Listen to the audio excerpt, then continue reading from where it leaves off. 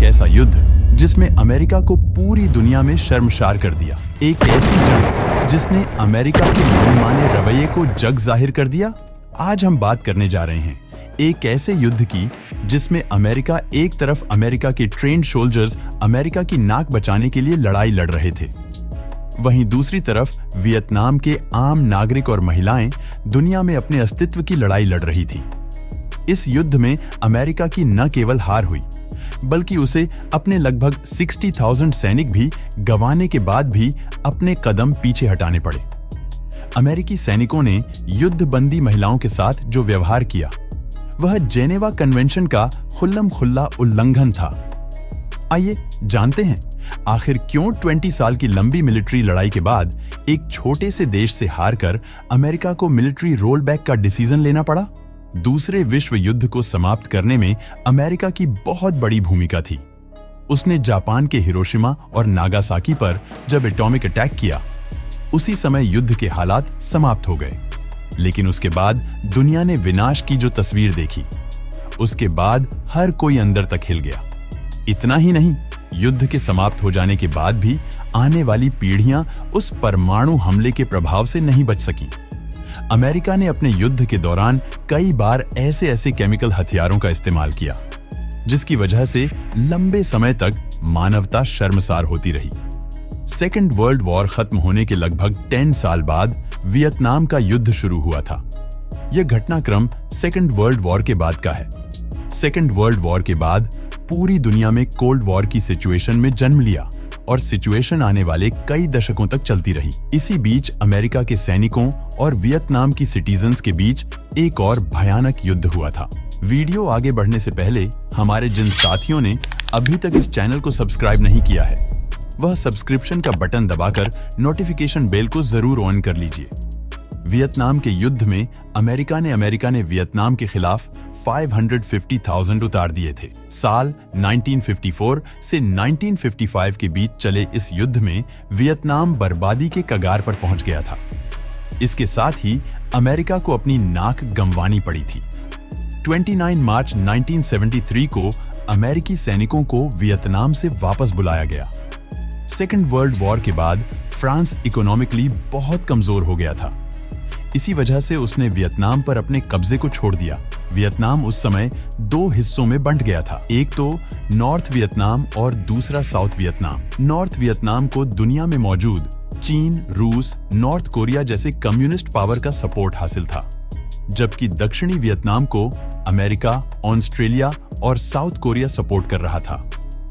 America Vietnam के बीच चला ये युद्ध south east Asia, Cambodia, Laos, north Vietnam और साउथ वियतनाम के भयानक जंगलों में लड़ा गया था। इसीलिए इस युद्ध में लाखों लोग मारे गए थे। आपको बता दें कि अमेरिका की मॉडर्नाइज सेना का मुकाबला करते हुए वियतनाम के सैनिकों का साथ देने के लिए वियतनाम के आम नागरिकों ने भी मोर्चा संभाल लिया था। पुरुषों के साथ साथ महिलाएं भी इस युद्ध में बराबर हिस्सा ले रही थीं। इन लोगों ने वियतनाम के जंगलों में लंबी लंबी सुरंगों का जाल बनाकर रखा था और यह इन सुरंगों में छुपकर रहा करते थे। जैसे ही इन्हें अमेरिकन ट्रुप्स के मौजूद होने की खबर मिलती, यह अचानक से सामने आते, अमेरिकी सैनिकों पर हमला करके और फिर जंगलों में गायब हो जाते थे। कुल मिलाकर वियतनाम के साथ गोरिल्ला वारफेयर की स्ट्रेटजी को अडॉप्ट करके युद्ध लड़ रहे थे। फाइनली इस युद्ध में अमेरिका ने वियतनाम के जंगलों को तबाह करने का खतरनाक डिसीजन ले लिया और अमेरिका की तरफ से एजेंट ऑरेंज नाम के ऐसे केमिकल का इस्तेमाल किया गया जिसके स्प्रे से पेड़ पौधे नष्ट हो जाते हैं। शुरू के 10 से 11 साल ऐसे ही बीत जाते हैं। युद्ध का कोई भी नतीजा नहीं निकल पाता। इसके बाद अमेरिका अपने 3,500 सैनिक युद्ध की भूमि पर उतार देता है। इसके बाद युद्ध का स्वरूप काफी तेजी से बदलता है। युद्ध ज्यादा भयानक और विनाशक हो जाता है। साल 1968 तक युद्ध के मैदान में अमेरिका के लगभग 5 लाख सोल्जर्स वियतनाम को जीतने की पूरी कोशिश कर रहे थे। एक तरफ तो वियतनाम अपने अस्तित्व की लड़ाई लड़ रहा था, वहां के लोग किसी भी तरह से अपनी आजादी को बचाना चाहते थे। विशेष रूप से वहां की महिलाओं ने जब हथियार उठाए तो अमेरिकी सैनिक भी घबरा गए। इसके साथ ही वियतनाम का क्लाइमेट अमेरिकन सोल्जर्स के लिए बिल्कुल भी ठीक नहीं था। 50 डिग्री टेम्परेचर में उनके लिए युद्ध लड़ना आसान नहीं था। इसके अलावा यह लड़ाई कोई आमने सामने की मैदान की लड़ाई नहीं थी, बल्कि एक दूसरे पर छिपकर वॉर करने की नीति पर युद्ध हो रहा था। जब अमेरिकी सैनिक बमबाजी करते थे तो वियतनाम के सैनिक जंगल में जमीन के नीचे कई किलोमीटर तक बनाई गई अपनी सुरंगों में घुस जाते थे। अमेरिकन सोल्जर्स और मिलिट्री ऑफिसर्स को समझ में भी नहीं आता था कि वियतनाम के ऑफिसर्स कहां से ऑपरेट कर रहे हैं, वह अपने सैनिकों को किस तरीके के इंस्ट्रक्शन दे रहे हैं। जब बमबाजी खत्म होती थी तब अमेरिकी सैनिकों पर घात लगाकर अचानक बहुत ही खतरनाक हमला किया जाता था। इन तमाम बातों से तंग आकर अमेरिकन सोल्जर्स ने वियतनाम की महिलाओं को अपने कब्जे में लेना शुरू किया। वह महिलाओं को बंदी बना लेते और फिर उनको prisoners of Vanern management station भिजवा देते।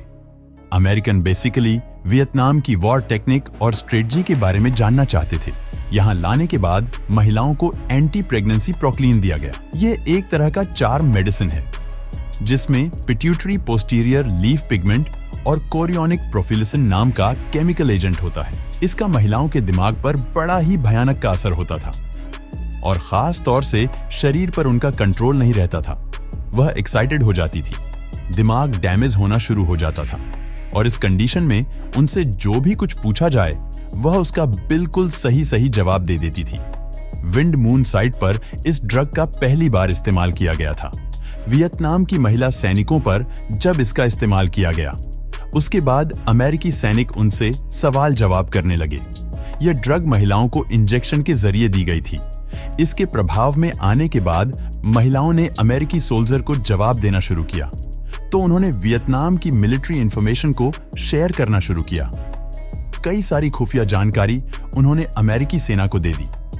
अगर आपको यह समझ में नहीं आ रहा है कि प्रोलेक्टिन क्या होता है तो चलिए आपको बता देते हैं। नेचुरली यह एक तरह का हार्मोन है। यह महिलाओं के शरीर में मिल्क प्रोडक्शन के लिए रिस्पांसिबल होता है, जो विशेष रूप से उन महिलाओं के शरीर में रिलीज होता है जिनका बच्चा दूध पीता हो या जो प्रेगनेंसी के दौर से गुजर रही हो। यही वजह है कि इस हार्मोन को मिल्क प्रोडक्शन हार्मोन भी कहा जाता है। सामान्य रूप से पुरुषों में और नॉन प्रेग्नेंट महिलाओं में यह हार्मोन बहुत ही कम मात्रा में रिलीज होता है, लेकिन जिन महिलाओं को सामान्य अवस्था में यह हार्मोन अमेरिकी सैनिकों ने दिया उनकी हालत खराब होने लगी। इसका प्रभाव से उनके पीरियड्स इरेगुलर हो गए, अर्ली मेनोपॉज की समस्या आ गई, कैंसर का खतरा उत्पन्न हो गया। इसके अलावा मिल्क डिस्चार्ज और इनफर्टिलिटी की समस्याएं भी पैदा होने लगी। आपको बता दें कि दुधारू पशुओं में भी अधिक मिल्क प्रोडक्शन के लिए इस दवाई को दिया जाता है। इसके अलावा एग प्रोडक्शन के लिए भी मुर्गियों में इसका इस्तेमाल किया जाता है। लेकिन अमेरिकी सैनिक जिन वियतनामी महिलाओं को यह दवाइयां दे रहे थे उसका बहुत ही बुरा असर उनके जीवन पर पड़ रहा था।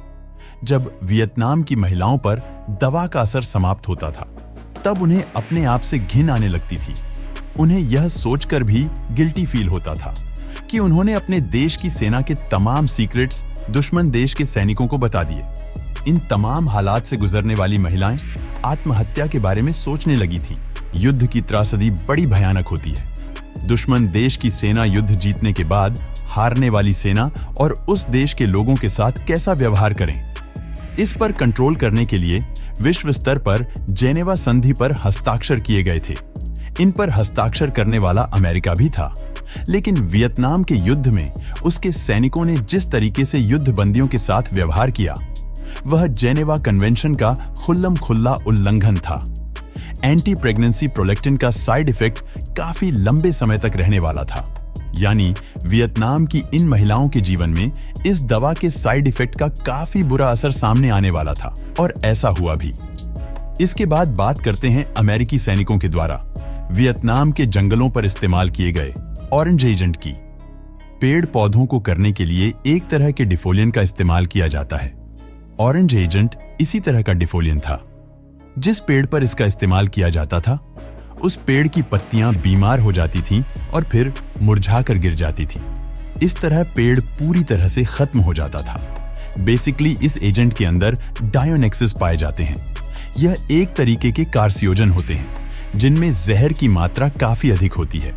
यदि इंसान भी इस एजेंट को कंज्यूम कर ले तो उसके ऊपर भी इसके बहुत बुरे साइड इफेक्ट होने लगते हैं। कई घातक बीमारियों के साथ साथ कैंसर की संभावनाएं भी बढ़ जाती हैं। साल 1973 में अमेरिका को यह रियलाइज हुआ कि इस युद्ध में इतनी अधिक संख्या में सैनिकों को लाकर उन्होंने गलती की। उन्होंने पीछे हटने का निश्चय तो किया, लेकिन ऑफिशियली 30 अप्रैल 1975 को समाप्त किया गया। लगभग 20 साल चले इस युद्ध के दौरान लाखों लोगों को अपनी जान से हाथ धोना पड़ा। अमेरिका को $200 मिलियन का नुकसान हुआ, लेकिन साल 1975 में वियतनाम को छोड़ने से पहले अमेरिकी सेना ने रेंज एक्शन प्लान को लॉन्च किया। उसने अमेरिकन एयरक्राफ्ट के माध्यम से वियतनाम के जंगलों और खेतों पर 67 million litre on range agent का छिड़काव किया, जिससे युद्ध के समाप्त होने के बाद भी वियतनाम के लोगों को इसके साइड इफेक्ट झेलने पड़े। खास तौर से नए जन्म लेने वाले बच्चों में 5 लाख से अधिक ऐसे बच्चे जन्म ले रहे थे जिनके शरीर में ऑरेंज एजेंट जैसा खतरनाक पॉइजन पाया जाता था। 20 लाख से अधिक चिल्ड्रंस में कैंसर के सिम्टम्स देखने को मिले। 50 लाख से अधिक की आबादी इस शहर से प्रभावित थी। वियतनाम की मिट्टी में नारंगी एजेंट मौजूद था, जो वहां उगने वाली घास में भी पाया जाता था। इस एजेंट के साइड इफेक्ट वियतनाम के साथ साथ अमेरिकन सोल्जर्स में भी देखने को मिले। उनके भीतर भी कैंसर के लक्षण नजर आने लगे थे। वियतनाम के लोगों के साथ अमेरिका की इस क्रूरता के बारे में आपका क्या कहना है? हमें कमेंट बॉक्स में लिखकर जरूर बताइएगा। वीडियो पसंद आया हो तो इसे लाइक और शेयर करना मत भूलिए। फिर मिलेंगे नए वीडियो में। तब तक के लिए जय हिंद, जय भारत, वंदे मातरम।